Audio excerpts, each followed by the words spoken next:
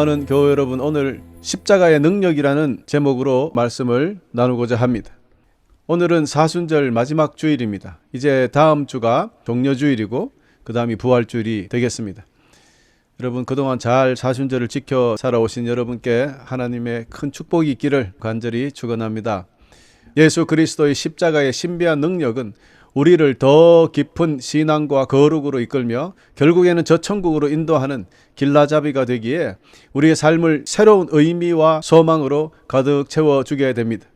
오늘 우리 모두에게 이런 놀라운 능력을 체험하는 귀한 시간이 되시기를 간절히 축원합니다. 할렐루야.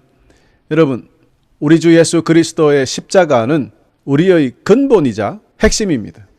십자가 없는 기독교는 존재할 수 없습니다. 더 나아가 십자가 없는 영생을 또한 이루어질 수 없는 것이죠. 그러므로 십자가 없는 삶은 적어도 우리에게는 불가능합니다. 십자가는 하나님의 놀라운 구원 계획이죠.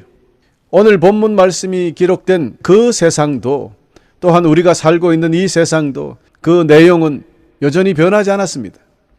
여전히 사람들은 예수 그리스도의 십자가를 알지 못하고 있습니다. 이 세상의 지혜의 눈을 돌리고 인간의 힘과 능력에 의지하며 살아가는 사람들을 보게 되기 때문입니다. 이뿐만 아니라 더 나아가서 십자가를 완전히 없애려고 시도하고 있습니다. 그러나 사도 바울은 우리에게 이 세상의 지혜와 지식, 사람의 모든 능력이 십자가로 완성된 하나님의 능력과 사랑에 비교할 수 없다고 선포하고 있습니다. 세상 사람들은 이 놀라운 십자가의 능력을 모르는 이유는 결국에는 경험하지 못하고 알지 못해서 그런 것이라고 성경은 선포하고 있습니다. 그렇습니다. 직접 체험해야 합니다. 그래야 십자가가 이 세상의 한계를 넘어 하나님의 영광과 힘을 경험할 수 있는 문이며 우리의 죄와 결핍을 넘어서 우리를 새로운 존재로 거듭나게 만들어준다는 것을 알 수 있게 되고 그래야 믿게 되는 것입니다. 사랑하는 교회 여러분, 오늘 주신 본문 말씀이 기록된 고린도 전서는 고린도 지방에 세워진 교회에 보낸 사도 바울의 목회적 편지입니다.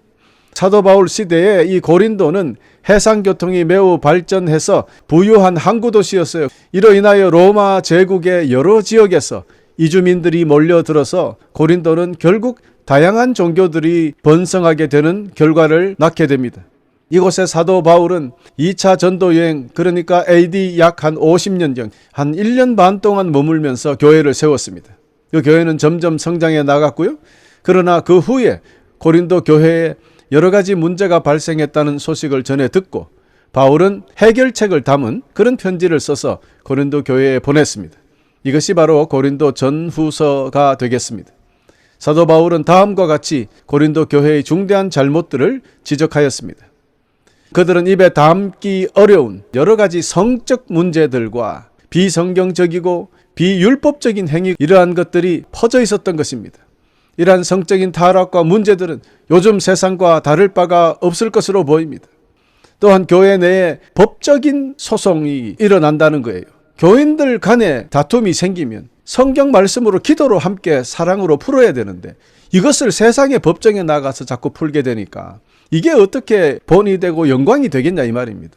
그런가 하면은 우상의 제물로 바쳐진 고기를 먹는 일 등 여러 가지 문제들이 생겨납니다. 또한 그 당시 그 고린도 교회는 성령의 다양한 은사가 어떻게 평가되고 어떻게 이 교회 안에서 움직여 가야 되는지에 대한 갈등이 많았어요. 또 예루살렘 교회를 위한 헌금의 이 모금 방식에 대해서 문제를 삼는 사람들이 많았습니다. 요즘도 마찬가지입니다. 11조를 해야 되느냐, 안 해도 된다, 헌금을 어떻게 하느냐, 해야 된다, 안 해도 된다, 뭐 여러 가지 이론들이 퍼져나가고 있죠. 이런 것을 볼 때 2000년 전이나 지금이나 별로 달라진 것은 없다라는 겁니다. 또한 예배 중에 예배의 질서와 관련된 여러 가지 상황들이 문제가 되었고요. 어떤 사람은 또한 성만찬과 관련된 법, 성만찬을 하지 않으면 구원받지 못한다라는 이론까지 만들어냈던 것이에요. 그리고 또 죽은 자의 부활이 필요 없다, 죽음이 없다, 뭐 여러 가지 교리들이 섞여서 교회 안에 많은 혼란이 있었어요. 그것을 조목조목 가르치고 꾸중할 것은 꾸중하고 권면할 것은 권면하고 그렇게 기록했던 것이 바로 고린도 전후서가 되었습니다. 교우 여러분, 그런데 이런 문제들이 일어난 이유가 무엇입니까? 먼저 고린도 교회는 예수 그리스도를 향한 열정적인 믿음을 가지고 있었습니다.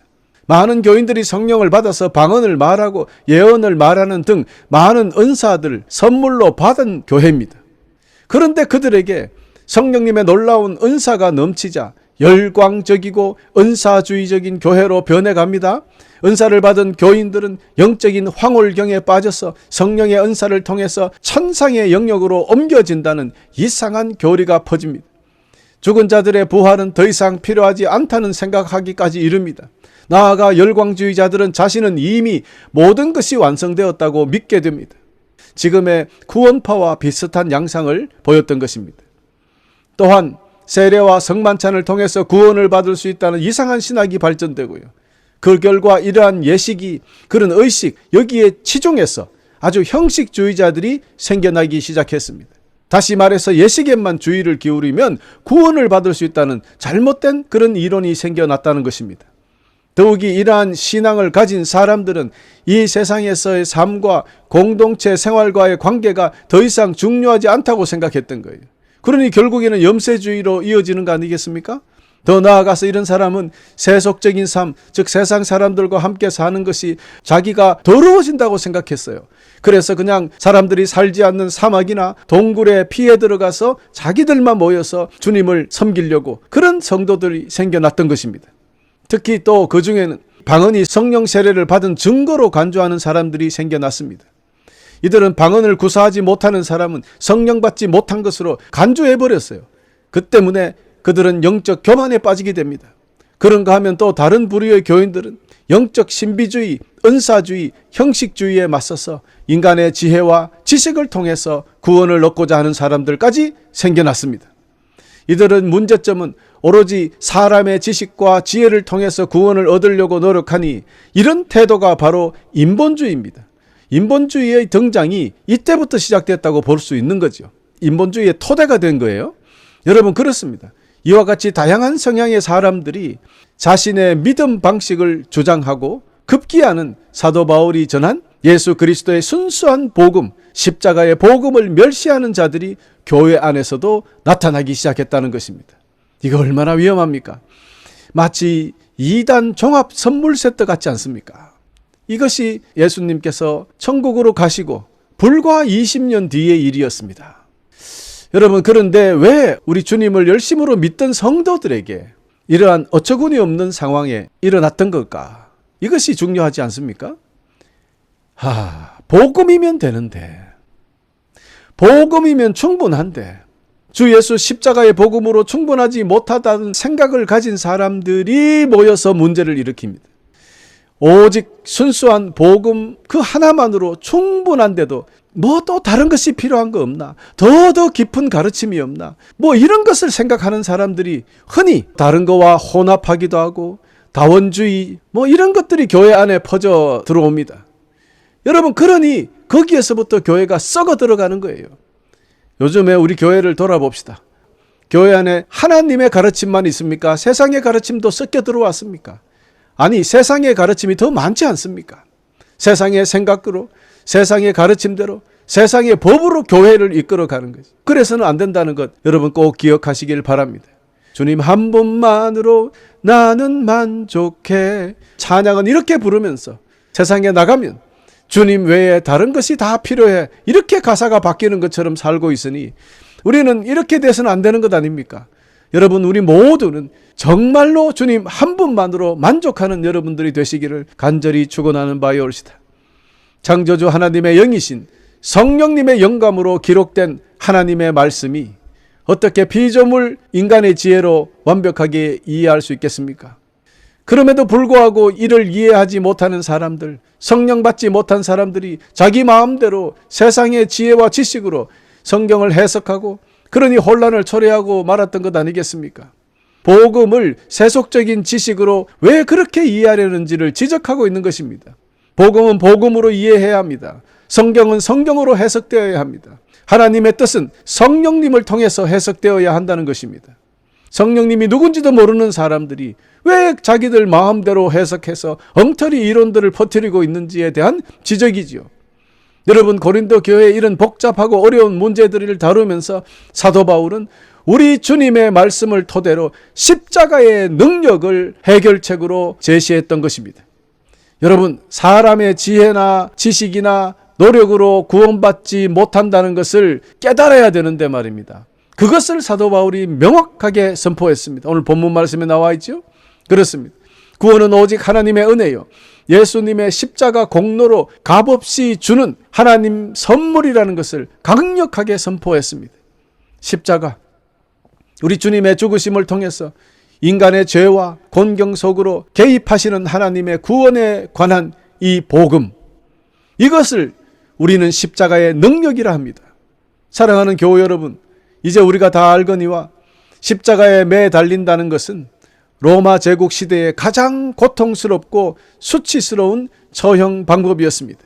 주님께서 십자가에 달리실 때 그림에 보면은 속옷처럼 하나를 이렇게 그림을 그려놨는데, 실제 그 상황은요, 완전히 나체로 그렇게 매달아 버립니다.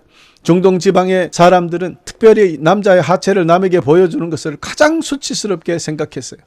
그래서 전쟁에 고문을 할 때 남자의 하체를 다 벗겨놓고 그렇게 고문을 했다고 합니다. 지금도 그런데 2000년 전에는 오죽했겠습니까?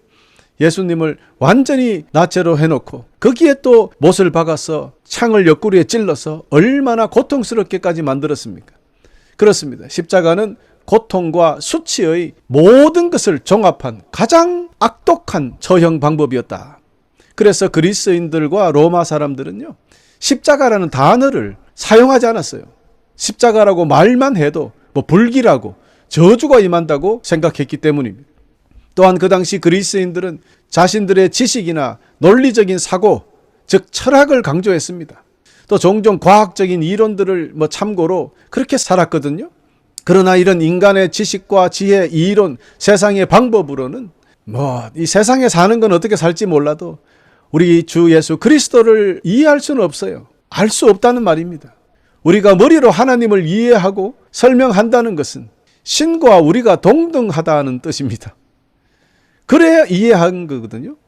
아니, 우리 같이 태어난 사람들끼리도 서로 이해가 잘 안 돼가지고 싸우고 하지 않습니까? 그런데 어떻게 하나님을, 신을 이해한다는 것입니까? 그것도 사람의 지혜로 말입니까? 그러니 좀 역설적인 말이지만 우리 사람의 지혜와 지식으로 이해할 수 없어야 그분이 신이 아닐까? 여러분, 이해되지 않는 것, 보이지도 않고 만져지지도 않고 느껴지지 않아야 그래도 믿는 것이 신앙의 본질입니다.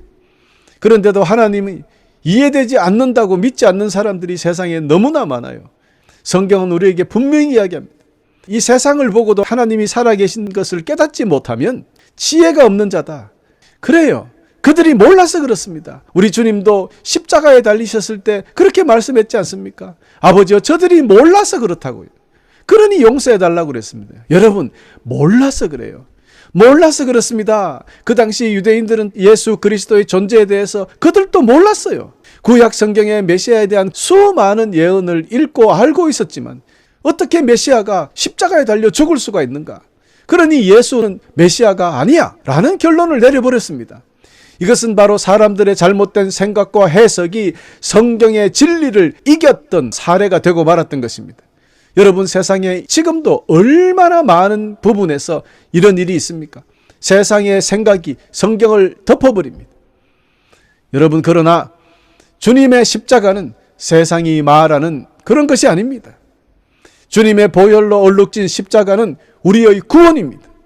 그것은 우리의 모든 죄를 씻어 영원한 생명길로 인도합니다. 우리를 사망에서 살리는 능력이 그 속에 내포되어 있기 때문입니다. 그래서 우리는 십자가의 능력으로 변화합니다. 우리는 십자가로부터 새로운 삶을 얻고 죄와 사망의 권세에서 벗어나게 되는 것입니다. 할렐루야. 십자가는 최고의 사랑입니다. 그것은 우리에게 하나님의 사랑을 분명히 증거하는 가장 중요한 증거였습니다. 이는 우리가 얼마나 죄악적이고 부끄러운 존재였다 하더라도 하나님이 우리를 사랑하셔서 자신의 독생자를 아끼지 아니하시고 우리를 위하여 내어주셨음을 나타내는 이 놀라운 은혜와 사랑이 십자가입니다. 그래서 우리는 십자가를 사랑이라고 찬송하고 있는 것입니다. 세 번째, 십자가는 우리에게 위대한 교훈입니다. 우리가 구원과 사랑의 십자가를 체험했다면 겸손과 사랑의 길, 십자가의 길을 따라서 걸어가야 한다는 가르침이기도 하다 이 말입니다. 우리는 서로를 섬기며 서로를 사랑하고 하나님을 사랑해야 합니다. 이것이 바로 십자가의 교훈입니다. 십자가가 가로 세로로 엮여져 있는 것처럼 하나님을 사랑하고 수평으로는 이웃을 사랑하는 그 교훈이 십자가에 담겨져 있는 것입니다. 하나님 사랑, 이웃 사랑이 십자가 아니겠습니까? 그것을 실천할 때 우리에게 구원이 있는 것이에요. 네 번째, 십자가는 영원한 소망입니다. 우리는 십자가의 구원을 통해 영원한 소망을 가지게 되었습니다.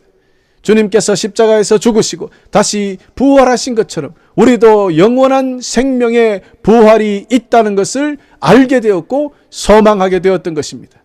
여러분, 아무리 우리가 잘 믿고 이렇게 살다가 죽음은 끝이라고 생각하면 무슨 희망이 있겠습니까? 그러나 우리 주님의 십자가를 보고 나니까 그 뒤에 생명이 있구나, 다시 살아나는구나, 그래서 영원히 살게 되는구나를 알게 되니 여러분, 이 세상에 어떤 환난도 이겨낼 수 있는 위대한 힘이 생기는 것 아니겠습니까? 그래서 십자가는 우리의 영원한 소망이 되고 우리의 기쁨이 되는 것입니다. 할렐루야. 사랑하는 교우 여러분, 지금 우리는 어떻습니까? 주님의 십자가가 우리의 구원이며 주님의 십자가가 우리의 최고 사랑이며 주님의 십자가가 우리의 위대한 교훈이며 영원한 소망이 되십니까? 지금의 세상은 아주 어린 나이 때부터 시작하여서 적어도 12년 혹은 20년 동안 세상의 지식을 배웁니다. 세상 학교에서 여러분 무엇을 배웠나 생각해 보십시오. 미션 스쿨 아니면은 성경과 하나님에 대해서 한마디도 배우지 않았을 것입니다. 아니, 성경과 하나님을 빼고 모든 것을 배웠습니다. 그렇죠? 사람들은 거의 매일 하루에 6시간 이상을 성경과 하나님을 제외하고 다른 것을 배웠다 이 말입니다. 그리고 그 교육은 항상 최고가 되도록 가르쳐 왔어요. 따라서 세련되고 똑똑하고 전문적이며 많은 돈을 벌고 화려하게 사는 것이 삶의 목표이고 비전이라고 믿으면서 살아가고 있어요.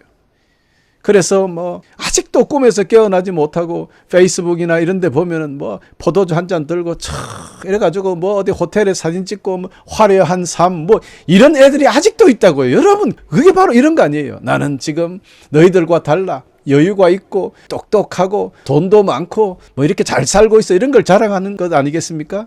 근데 실제로 그걸 맨날 그런 사람은 사진 안 찍어요. 그러니 거기에서 이렇게 이런 애들은 하고 싶은 소망입니다. 여러분, 그러니 그렇게 살지 않기를 바랍니다.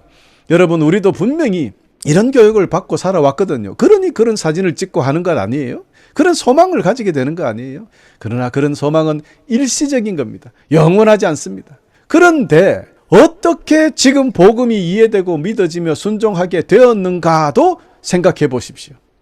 여러분은 어떻게 세상 사람들과 다르게 왜 주님의 십자가의 능력이 우리의 능력이 되고 주님의 십자가를 믿는 믿음이 생기게 되었을까? 세상 사람들의 기준으로는 치욕스러운 것이 십자가잖아요. 그 십자가를 하나님의 소망이요, 하나님의 사랑이요, 하나님의 구원의 능력이라고 더할 나위 없이 놀랍고 감격한 위대한 사역으로 믿게 되었느냐? 이 사실이 여러분 기적입니다. 이 능력의 십자가를 생각하면 가슴이 뭉클해지고 감사가 나오고 자랑하고 싶고 사랑하고 있으니 이것이 기적이요, 이것이 은혜요, 이것이 감사할 일입니다. 이것이 축복이요, 이것이 구원받은 징표라고 저는 여러분에게 엄숙히 선포합니다. 여러분, 이것이 구원받은 징표예요. 어떻게 십자가가 믿어지느냐 이 말입니다. 이렇게 십자가가 믿어진다는 것은 이 하나로 여러분은 이미 충분히 하나님의 은혜를 입고 있는 하나님의 자녀라는 것을 증명해 드립니다. 할렐루야. 그러므로 구원받은 사람처럼 살아가시기를 간절히 축원합니다. 사랑하는 성도 여러분, 그렇습니다. 십자가는 우리의 구원의 근본입니다. 우리 믿음의 핵심이에요. 그러므로 우리는 우리 자신의 허물과 한계를 인정하고 우리에게 있는 모든 문제들, 고난과 고통과 어려운 것들을 십자가 밑에 내려놓아야 합니다. 우리는 우리 자신의 능력과 지혜로 해결할 수 없습니다. 오직 예수 그리스도의 십자가 능력에 의지해야 합니다. 주님의 능력과 지혜가 십자가에 있음을 기억하고 우리의 모든 믿음의 삶의 기초를 십자가에 두시기를 바랍니다. 십자가의 사랑과 지혜와 능력을 우리 삶에 반영하여 하나님께 영광 돌리며 사시는 여러분 되시기를 간절히 축원합니다. 그렇습니다. 우리의 자랑은 오직 예수 그리스도의 십자가뿐입니다. 그러므로 지금부터 우리 모두는 우리의 삶을 통해서 주님의 십자가가 헛되지 않도록 최선을 다하여 오직 예수, 오직 십자가를 사랑하고 자랑하는 여러분 되시기를 소망합니다. 끝으로 사순절 마지막 주일에 우리 모두 다시 한번 십자가의 능력을 기억하십시다. 우리 모두 십자가의 능력에 우리의 삶을 의지하고 날마다 승리하며 영광스러운 삶을 살아가시기를 간절히 축원합니다. 능력의 십자가를 만들어주신 우리 주님께 모든 영광과 감사를 올려드리며 오늘 말씀을 마치겠습니다. 십자가는 능력입니다.